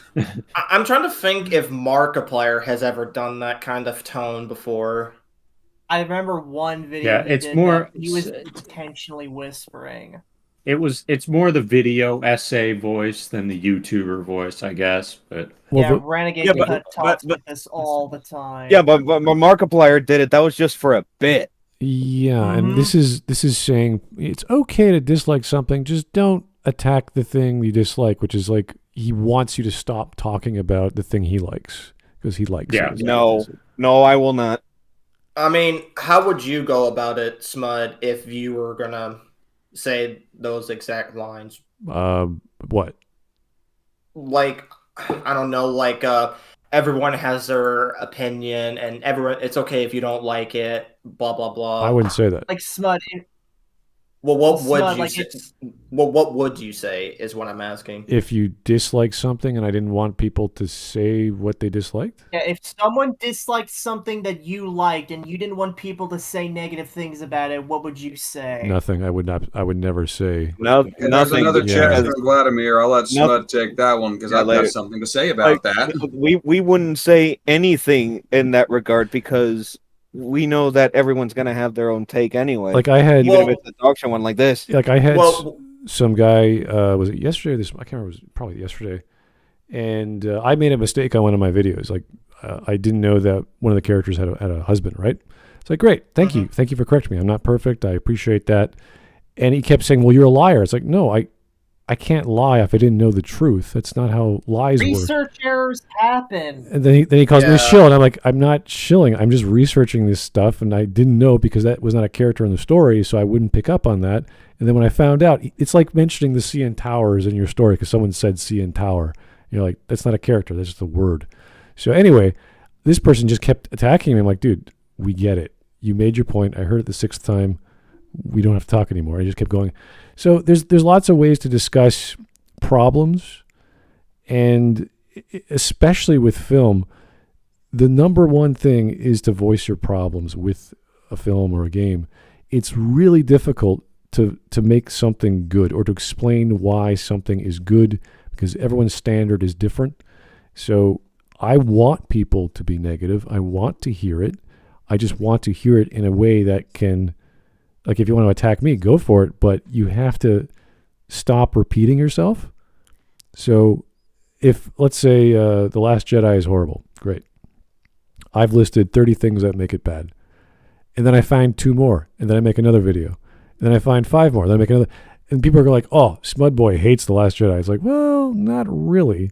It's become its own beast. It's become its own topic of conversation. And that is why we want to have these conversations with people, because we obviously miss something that they, whatever bias they're using, possess. And we want to say, why is that more important than, let's say, the lore or the logic or the quality of a production? Why is that more important to you as opposed to what we've all been using critical thinking for the past thousands of years? So there must be something there. Like, people still love like Patrick Willems loved The Last Jedi for whatever reason. We couldn't wrap our brain around that. So that's the kind of guy you want to talk to, but he's also the kind of guy who hates your guts because he doesn't want to be your friend. It's like, okay, well, then we can't talk to you. And he's sort of closing the door on critical discourse. So it doesn't matter how you describe it. You never try to alienate the person you disagree with or the thing you dislike. You always say, like, I dislike, I don't know, chocolate mint ice cream. I think it's gross, but if you like it, good for you. It's your tastes. That's good for you. So would it be wrong if I said something in the lines of, like, okay, if you like The Last Jedi, great, but you need to acknowledge that it is bad, and you need to acknowledge that this is not a good film. Like, I don't care if you like it, just accept that it's just bad, poorly put together. Well, no, you don't want to force people to acknowledge, unless you're having a conversation or a debate, you have to agree on points, and that's how you would start. You say, can we agree that this was, an expensive film and very well put together, and there's all these, like, you focus on the positives, obviously, because people can come together easier on the positives, especially if they agree on the positives. And then we have to look at the logic, you look at the plot progression, you look at the characterization, look at all the elements that make a story a story. And as you go down that list, you will see their eyes glaze over, or they don't understand what you mean. Sometimes they'll listen if you're very sociable about it, like you're very open to listening to their input, why they don't like logic or why they don't care about, I don't know, plot progression or plot points or whatever, the thing they don't care about. So long as you're open to listening what they have to say, and you're not there to badger them about what themes are or how an arc works or how conflict should work, like, as long as you're not teaching them, like, or giving them a teaching manner, and just sort of listening and going, well, I think that logic in the story is just as important as logic outside the story. So what I think and what you think is perfectly valid, but we still have to connect the dots together. So there's ways to do it. And, it's easier to do it in writers' rooms because usually you're attacking that person's work, or I wouldn't say attacking is the best word, but you're addressing their work in a constructive way to make it better. So they're aware that they are there to be a better writer, and some people couldn't do that. Some people left the course. So I remember when someone criticized a comic I made, they just said it was poorly written, and it did hurt. But then I'm like, oh shit, they're right. This makes no sense. We just jumped the gun here. I've never really finished it because I just don't know how to go about it. Yeah. I just don't really Like want to. The guy who mentioned, I missed a detail about the character that was married. Other people in the comments section just said, "Oh yeah, this character's actually married." Now they left it at that. They didn't attack me. They didn't say I'm stupid. They didn't say I was a shill. It's like, leave all that crap away. Just get to the point. Yeah, because common sense tells you to just say it and move on. Yeah, it's hard for me to get criticism for my work. Like, people just say, "Oh, it looks good," but it's like, yeah, but is there something I can fix with the body? Because I'm not very good with anatomy. I have someone helping me with that, but with writing, sometimes they'll just say, "Oh, it's good," but then I'll see a little error, being like, "Okay, that's wrong." I just wish people would just be honest to me and creators and not just sugarcoat it, Yeah, always go to facts and focus on the details, and don't bring like, "Oh, I've been doing this for 20 years. I know," but like none of that authority arguments or illogical stuff. It's not helping anyone, and don't bring your emotions into it. It's not going to help anyone either. Anyway, let's keep going. We're almost done. There's a last. Like I said, Vladimir had a super chat for you. Yeah, I just saw it. Also, here's from Vladimir. Also, I think the New Republic had demilitarized, and the Resistance was in First Order territory. Okay. And that's fucking dumb. That's a retcon too.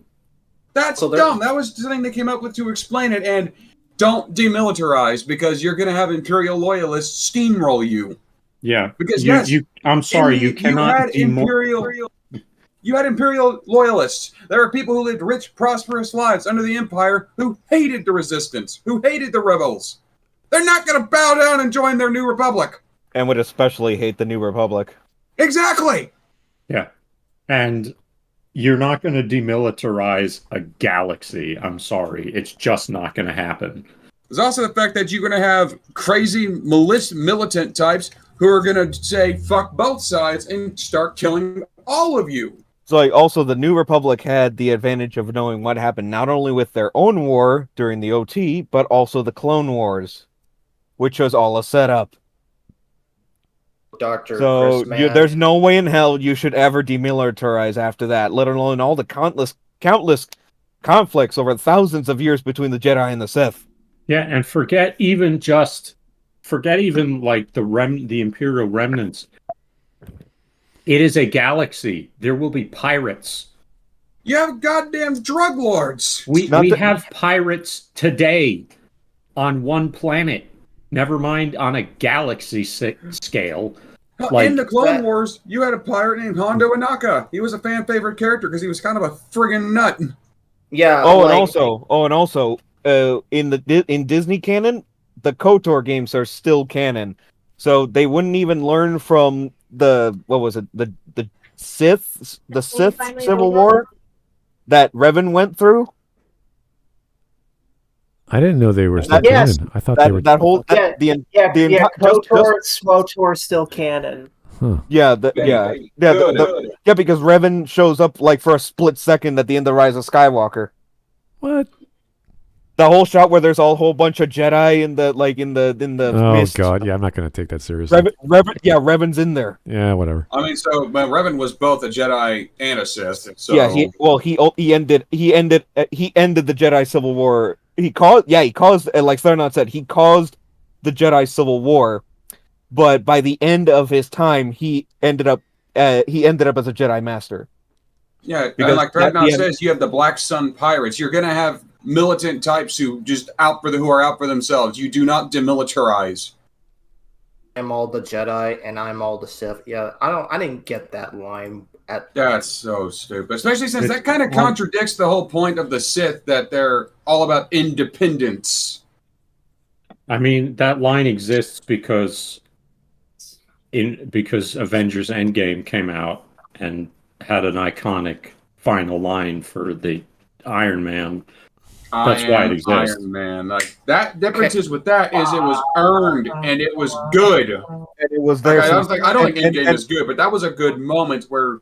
And the line was there since literally day fucking one. Yeah, because Thanos was fixing to snap everyone out, only to realize he lost. Yeah, and I understand that.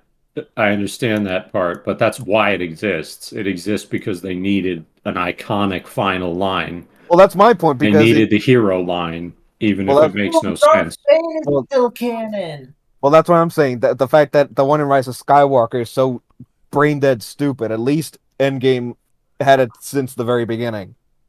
No, controversial opinion. The Endgame, I hated it. Oh, I don't like Endgame either. It's nothing but a glorified recap that has no rules to its time travel.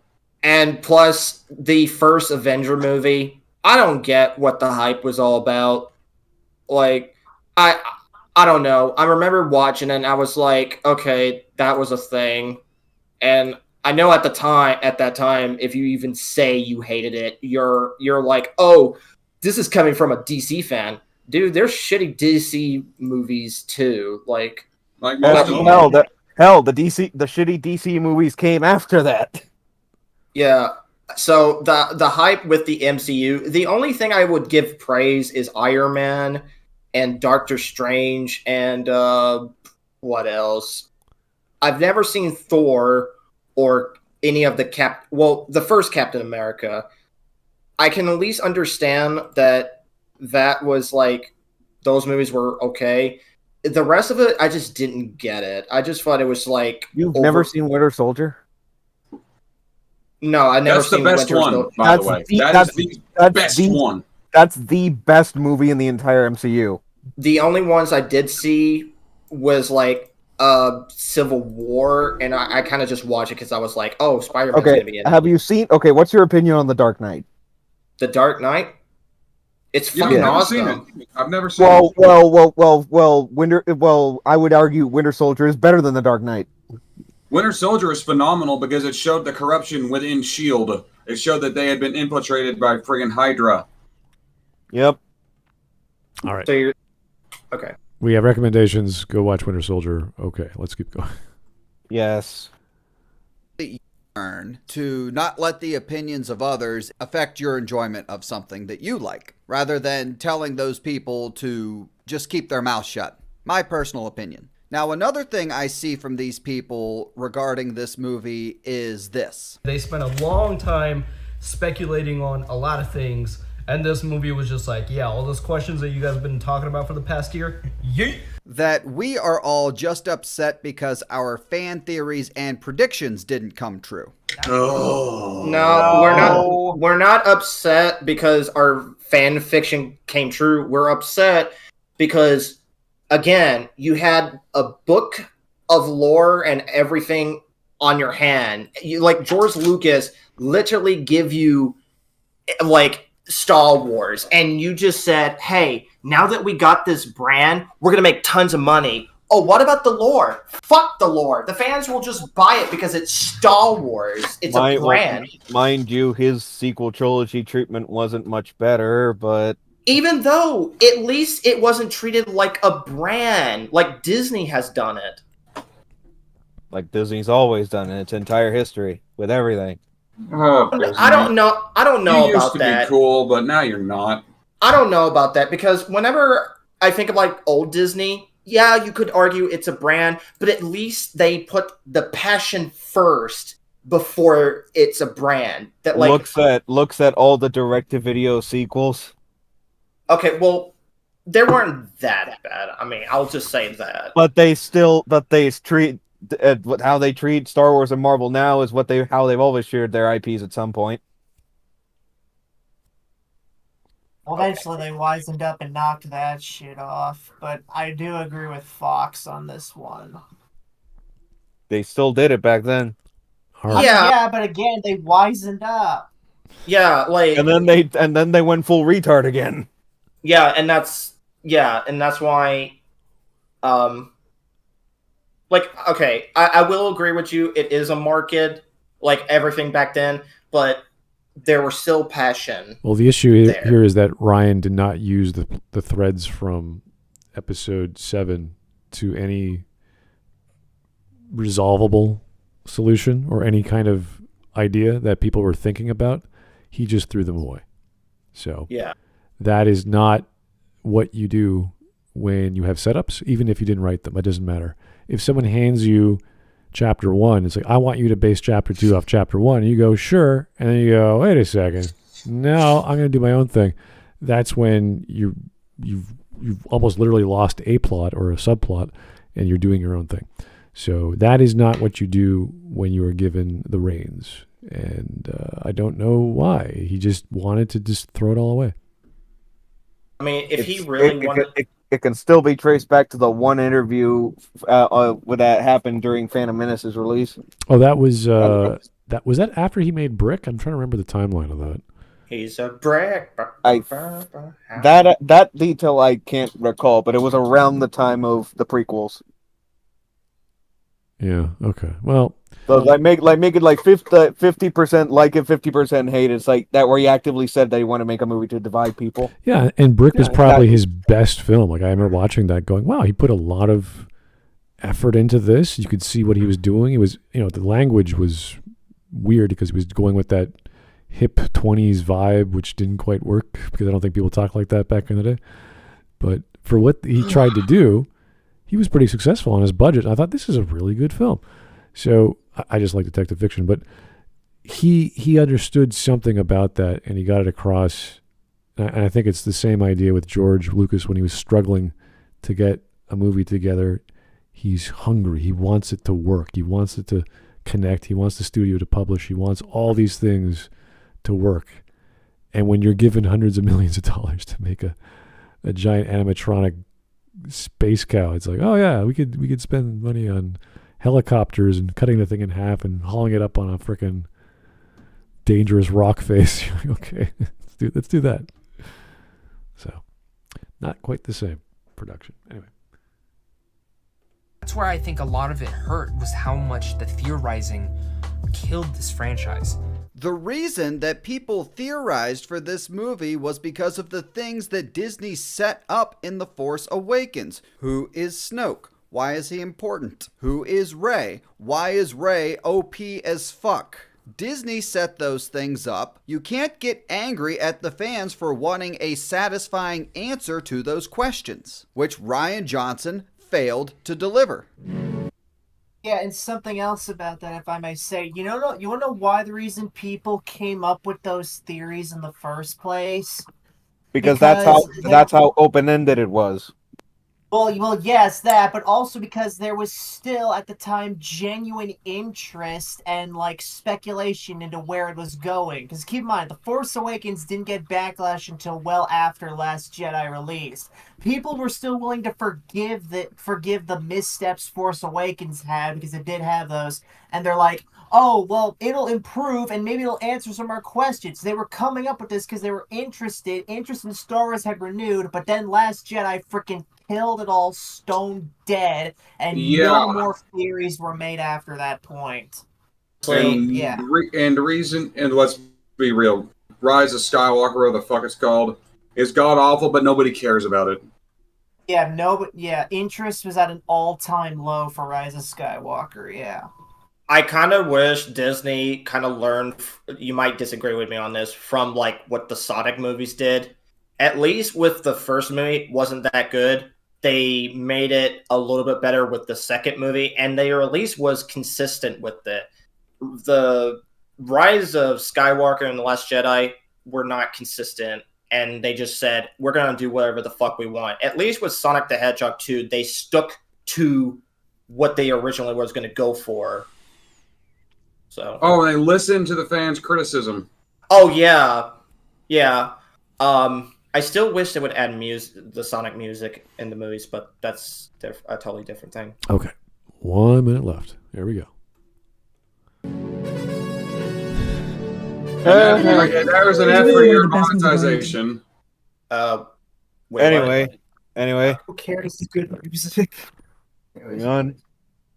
My life. I'll go safe and say 9 out of 10. Going safe meaning that a 9 out of 10 will ensure you keep your job, perhaps? Because I Probably. guarantee Collider would have fired both of you if you gave it a low rating. Yes. I know when I first watched it, I said it was my favorite Star Wars movie. I was watching it a second time. I'd say Empire's still my favorite, and this is probably my second favorite. You see, I told you guys he wasn't trolling. I'm gonna give Star Wars The Last Jedi an A. And last but not least, everyone's favorite, The Stuck Man. This movie made me really happy. I'm gonna give The Last Jedi an A-. Thank you, Joker. What was the minus? What was the? What did it lose marks on? I'm curious, Chris. I would like to know. We'd have to watch his review for that. Oh yeah, like we're gonna get any. No, more. I'm not doing that. We're not gonna. Unless you want to do a Smudcast on that. He's not gonna enumerate anything. We'll be like, what is a B plus? He has no idea. I at least want to see what he had to say about it that was bad. At least we could at least Yeah, talk about that. but would you want to? That's the thing. I wouldn't.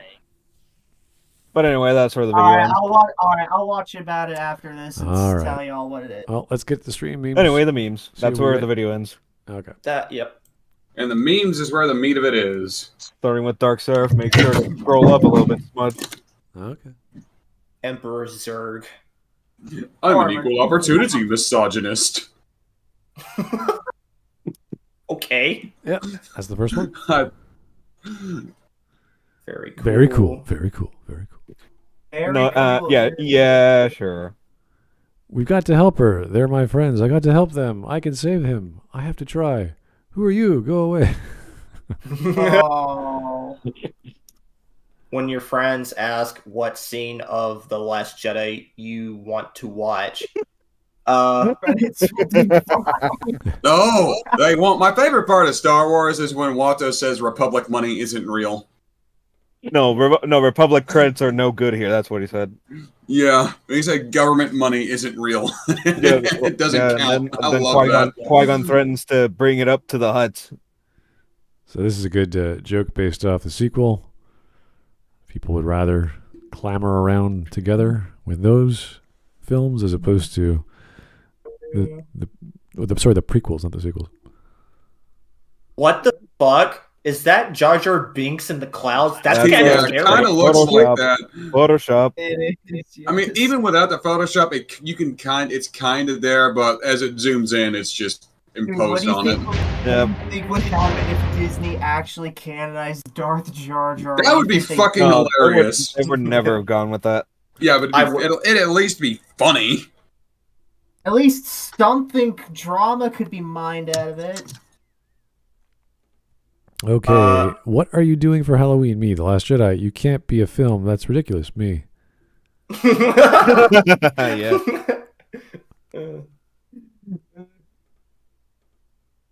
Vader kills Yeah. a ton of innocent people. Luke, oh, there's still good in him. Kylo has a bad dream. Luke. Luke ain't ever living this shit down. Well, it's not Luke, it's Jake. Oh, still. Yeah. Yeah. You think I'm gonna? You think I'm going to walk out there with a laser sword and face down the entire First Order? Three green titty milk drinks later. Okay. It's the fact that he said he wouldn't do it, but he did it anyway. Kind of. That's do or do not. There is no try. Has a cool name. Was banished because he was clumsy. Says hello, boyos. Uses antics to disguise that he uses Sith Lord. Grants emergency powers to Sheev. Actually affects the plot. Oh, that's kind of clever. I like the last one there. That's good. Misa wants some plot. Well, yeah, Jar Jar is the reason why Palpatine becomes the Emperor at the end of the day. Because he was a representative of the Gungans for the Galactic Senate. Yep, he was the available Naboo rep at the time. Wouldn't it be the actual king of the gun? Well, no, Jar Jar was the Gungan representative in the Senate. What? Because Senate representatives are above any monarchy that the planet might have. Because Palpatine was senator, he was above Padme when she was queen.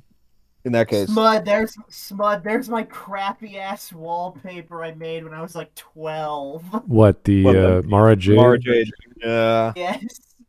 If any of y'all know the lyrics, congratulations. It's like we lost Mara Jade, man. I don't even know like, what song Fuck it is. Disney. It's like she was what a dark Jedi under Palpatine in the lead up to Return of the Jedi. That's when Luke met her. Is that Summer Glau from the Terminator TV show? With I don't know. Red hair photoshopped onto her. Yeah, you can still see some of the. You can still see some of the blonde. Look at the last. It's General Grievous. Wait. It's underneath the comics with Jake Skywalker. Ray is handing his lightsaber to Acquired addition to my collection. Star Wars bombers then. Fast starships that get the job done. Bombers now. You'll check out how slow this goes. Okay. What's a Y-wing? Now, Y-wings are not actually that fast, but still. They're more maneuverable. Yes. Roses are red. And the best part is they were outdated at the time. Like, canonically, they were the outdated old model bomber, which is why the B-wings show up They were a Republic-era bomber. Right, which is why the B-wings show up in Return of the Jedi, because those are the new bomber, right? Oh, no. And yet the new off-the-line, faster, better bomber. And they go backwards 30 years later to these even slower, worse, like whatever garbage these things are supposed to be. Like, you're in space, for pity's sake. No one would design a bomber like this for space use. Maybe these are a ground-based bomber. Yeah, they would be a surface bomber. They wouldn't, because you're in the vacuum of fucking space. Get to look at women. Saving children from slavery or saving space forces. Uh-huh. Be fair, I like to look at women too, but not at the cost of the story. Any hope the Resistance has. Bang! This is how we win, Finn. Oh yeah, that was like the worst scene ever. Like she saved like the space fucking horrors, but not the slave children. Like, come on. Yeah. Also, that should have been pod racing at that instance. Yeah. That should have been pod racing there. I'm just going to say that right now. Oh my god. The consumer of Star Wars. I don't think this is a healthy diagram. Thinks of Mary Power Fantasy counts as a well-written female character? Okay. No, it doesn't. Panders to mentally unstable narcissistic feminist because he doesn't understand how normal women actually think and act. I don't know too many women who like Star Wars. I'm sorry. It's pretty rare. Yeah, I mean, there are quite a few. Like Star Wars, and she's a lady, so. Well, no shit. I mean, hell, what was it? That Star Wars girl? Star Wars girl? Yeah. That Star Wars girl, the YouTuber. It was like, yeah. I've never heard of her. She is fine. That is. Where are you, Spud? That was so small. Why is Kylo's getting about to be cut in two by Space Marine. Is that 40K? Why would a Marine take his sword? He just tear him in two. Why would you wouldn't? I mean, he is smart. Look. Yeah, look at his arm. A Marine would just freaking shoot him. Yeah, he is ripping his arm off. I guess he's just going to keep the lightsaber because he likes how it looks. Okay. That design of that lightsaber is awful. It makes no sense. Let's read this one. All right. Can we just appreciate the fact that at this point in the Phantom Menace, Darth Maul has no idea who Anakin is and what his relevance to the Jedi is, but still decides it's a fun idea to run over some random kid in the desert with his motorized vehicle. It can be argued that he sensed Anakin because of his Force potential. Oh my god! But also, at the end of the day, he was probably after Qui-Gon, and Anakin was just in the way. Well, he was. That was literally his mission, to get rid of the Jedi to get to the Queen. But it can be argued that he sensed Anakin's Force potential and decided to get him out of the way first, but failed. Yeah. Do you want to compare a girlfriend to a B2 super battle droid? Go right ahead.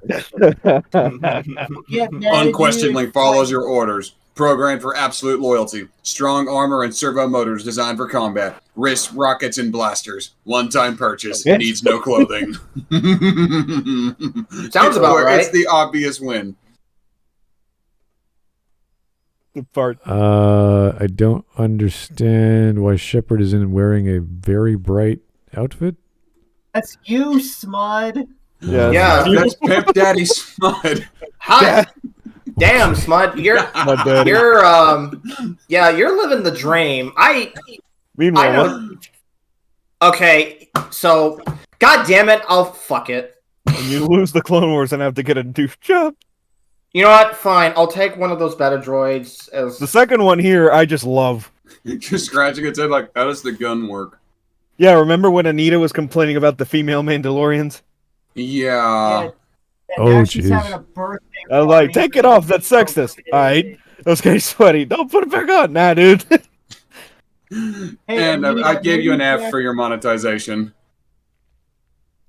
These grown-ass children get so emotional and throw these embarrassing temper tantrums when a woman has even the slightest critique on the mainstream corporate media they feel ownership over. They keep trying to gatekeep the most popular friend. Wow, honey. and we have every right to do so, you bint. When you buy something, that's yours. That's the whole thing of buying a book, a movie, a game. You own it. You have all the right to criticize it, love it, hate it, whatever. I don't see what this has to do with putting her opinions in the writer's room. I don't know what's going on here. She just wants control, Smud. If she doesn't like it, why are you arguing about it? Like, what's your problem? But she's a cunt, is what it is. Smud, everything is sexist, everything is racist, everything is homophobic, and she has to point it all out. It's kind of like, do you not want to wear a bra? Don't wear a bra. Obviously, you're going to have outfits for men and women in combat that are going to be slightly different for obvious reasons. So, I don't wear underwear for combat, so. Nobody asked, my dude. I don't think we need to know that, son of a bitch. I'm not sure what I'm looking at, but a female B1 battle droid. I love how it's scratching its head like, how do I use this thing? Roger. If you don't think this is cool, Patrick Willems doesn't want to be friends with you. Yeah, pretty much. Yeah. Get that thing out of here. Funko Pop detected, opinion disregarded. Oh. Yes. I watch Ahsoka because she's my favorite Star Wars character. I watch Ahsoka for the plot. The plot. Yeah. That's not Ahsoka. Yeah, I think. Watch the show for. Oh, okay. Refer to the show. Yeah. Fair enough. Things Star Wars fans want on their face. What's the character's name anyway? I don't even know this person. I forget, but she's from Rebels. Oh, Just call her. I'm looking it up right now. Go ahead. Yeah. Just call her thick booty girl. It's just she's showing off her butt. Hera, pretty much. No, it's in the last one. Hera Syndulla, yeah. Syndulla. General. Okay, there we go. That's great. That's how you do it in the Lego way. You put the lights on her ass. Yes. This all makes sense because she is a Twi'lek. Those are called studs. Those little pieces are called studs. Oh shit. Oh, Kirby 64. Yeah, because I think about what was the combination? What was it? I don't know. I'm not a Kirby fan. Spark. It was Spark and Cutter. For that, and I think that came.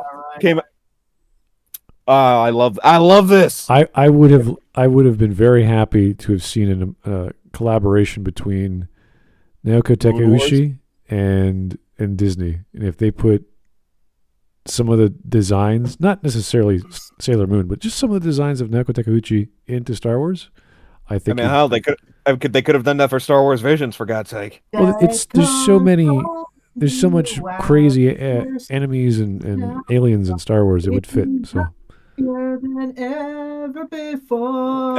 Excuse me. going on? Dude. What? Cara Dune? Oh, really? That's Cara Dune. Cool.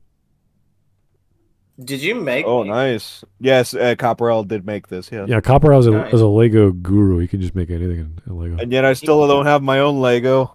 You know, him and my brother would get along just fine because he loves Lego. Copperell made a whole line of like Lego minifigures based on a lot of the Smud crew. And to this day, I don't have my own Copperell. I'm waiting. Copperell, I'm waiting on mine too. Well, originally yours was. I don't have one either, and I'm an old head. So yeah, I think the avatar for Gingaman was Cecil. When I started with Cecil Harvey, yeah. Oh my god. Anyway. Oh my god, Giga, you didn't see that Final Fantasy 4 video I put in the suggestions. It's something else. Later. Okay. Yeah, later, yeah. That was, I mean, we had a good time. I had a good time. Very simple, easy movie or video to watch. Yeah. Movie. All right. Anyway, that was less than 2 hours. Thanks, guys. Nice chill Sunday afternoon, evening. Now it's evening. So I gotta do some more research for my next video. Gotta do some exercises. Is it another Sweet Baby one? Yeah, actually, one of them isn't because you guys mentioned the Miles Morales game, which is not a Sweet Baby one, but it has a lot of the crap that is in. Has a whole lot wrong with it still. Yeah, I think the Watch the Justice League is the next, or Kill the Justice League is the next one. That was that broke the camel's back. Yeah, they were directly involved with the writing. It was like you see the credits, like it's all the employees of. That's the game that put them on the map essentially in terms of who's responsible for all this crap. Yeah, and I'm just slowly because I don't really care about those style of games. I like the books and the comics more. So to see that is like, okay, I'll check it out. And you're like, ooh, that is not going to make people happy. You are more than welcome to consult me in terms of Arkham lore if you do the Kill the Justice League video, because there's so much wrong with that game in terms of that. Yeah, and you know something about the Kevin Conroy tribute in that game. It's like at the very end, it's supposed to be like, "Thank you, Kevin Conroy." Right? Why is the Batman statue in Metropolis and Lois Lane is giving his eulogy? Wouldn't it be in Gotham and like Alfred or Vicky Vale or whoever? I'll just say. That's. Yeah, go ahead before we cut it off. I'll just say, like, I do appreciate y'all for having me here. Sorry if it sounded like I was talking too much. I was just trying to repeat. I mean, well, that's usually what we have Whisp on for. So. Well, I try not to talk way too much, being like I'm the control of this broadcast. We're just used to it. We're used to it at this point. Yeah, no, we haven't said anything about communism or socialism yet, so that's all right. Thankfully, that stayed out of this one. That's because Whisp isn't here. Yeah. Anyway, guys. Yeah. Is there anything else you want to guys say at all? Because it's been a nice, relaxing, warm Sunday for me. But... I will say, like, I mentioned just as an artist, just improvement. Like, critique yourself, improve. It doesn't matter if you're an expert. It's always good to learn more, even like the basics. So yeah, if you're an artist, always practice. I mean, that's pretty much all I got. All right. For them. And I have a challenge for anyone who's also has access to the Smudcast Discord server. I challenge anyone to figure out what song that lyrics I put on my crappy ass Mara Jade wallpaper. Sorry about That's that. my challenge. Freaking out. Well, for those not in it, feel free to join. The link is in the description. Feel free to join. All right. Well, as for my closing remark, Jeffrey Epstein didn't kill himself. Anyway. Okay. Moving swiftly along from that. Anyway. All I have to say is very cool. Very cool. Anyway. They'll never get old. Anyway, thanks, guys. It was a fun evening or afternoon now. And yeah, we will talk to you. Hopefully, we've been skipping Anime Mondays because it's just hard to get a good video, and Mondays are mostly annoying for people to come out. So just send me hentai in the DMs for me. Thank you. Yeah, we're not going to cover that. I did post a suggestion a while back, but it would be better for a Weeb Day. I'll see if I can go dig it up and move it to the right channel. Yes. All right. That ant dipshit vocalizer defenders. Oh no! God awful take on it. I've tried commenting. That guy. Yeah, I've tried commenting with that guy on the previous video we did a few weeks ago. That did not go anywhere. And yeah, because he's got his head shoved up his own ass. I don't know. It was like he wanted me to argue, and I'm like, I'm just leaving comments. It was kind of a weird conversation, but yeah. His. All right. Well, let's not belabor him anymore. Thank you so much. Anyway, we will find out if we're going to have an anime day tomorrow. If not, have a good one. We'll see you later. Have a happy last part of your weekend. It's nice and warm here in Toronto. I hope it's cool where you are. So we will talk later. And as the video says, as the Watch Ago says, thanks for watching. Take care of yourself.